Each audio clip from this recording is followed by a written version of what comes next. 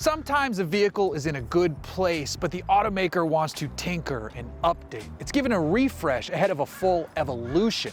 That's the case here with the 2021 Audi SQ5. On the outside, it doesn't look that different. Inside though, and under the skin, it's been given some important updates.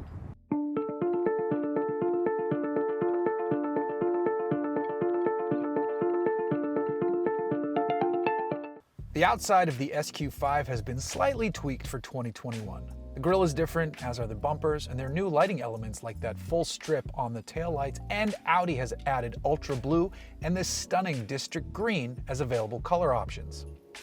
In the cabin, the SQ5 benefits from Audi's MIB3 infotainment system. This gets you a 10.1-inch touchscreen, which has snappier responses from your inputs thanks to more processing power. You can run wired Android Auto or wireless Apple CarPlay, zip through tolls with the integrated toll setup, and if you opt for the nicer gauge cluster, you get a 12.3-inch digital system behind the steering wheel. The real upgrades though, like I said, happen under the skin because there's been changes to the gearbox and launch control programming.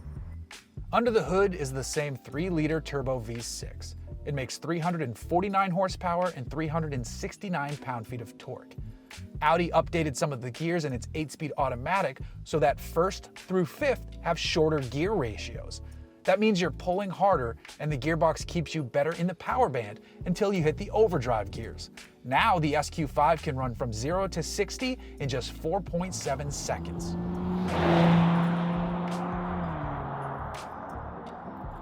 It's a noticeable upgrade compared to the prior iteration. Add in the trans upgrades with the available dynamic steering, adaptive air suspension, and rear-biased all-wheel drive, and you have a recipe for a great driving machine.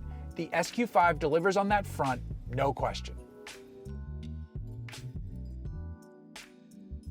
Steering feel is nicely weighted, the brakes feel good, the seat is comfortable, it's a nicely designed seat, and your forward visibility is great. They did a really good job of thinning out these A-pillars so you get a nice view. Another thing that is a nice plus over Audis of past, Audi's really paying attention more to the exhaust note.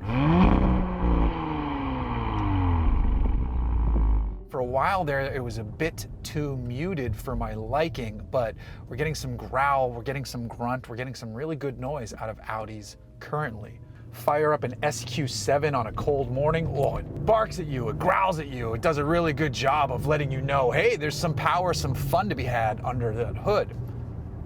This one, grab a paddle, bring it down. It's a little quieter, but it's there. And the 8-speed gearbox does a decent enough job of responding to inputs when you want them.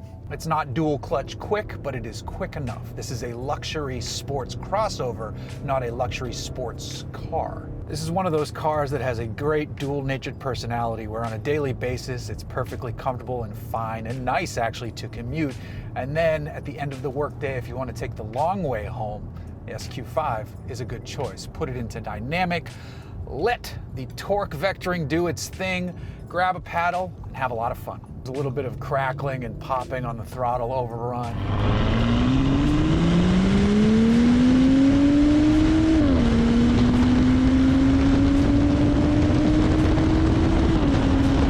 It's fun, and I'm glad it's not too intense. I hate it when automakers overdo that. That's not the case here. It's just enough where you can kind of hear it in the background, and that's exactly how it should be. It shouldn't dominate the conversation, so to speak. Oddly enough, as sporty as the SQ5 is, I still think the one to really buy with a bit more power and tax incentives and potential HOV lane usage is the plug-in hybrid version. All that fun comes at a price, of course. The base SQ5 starts around $54,000. You could jump up to the Premium Plus for a bit over $58,000, or keep climbing to the Prestige for about $64,000.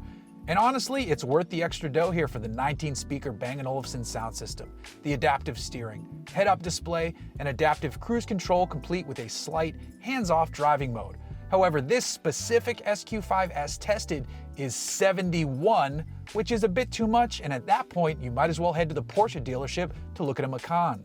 And if you feel like spending even more money, Audi offers the SQ5 in a sportback body style, which means you're paying more for less space. We say, get this one. And when you do, you have a sharp-looking machine with good power, a comfortable and tech-forward cabin, and an entertaining driving experience. Exactly what you want out of a sporty luxury crossover. And people, please buy this green color because it's awesome.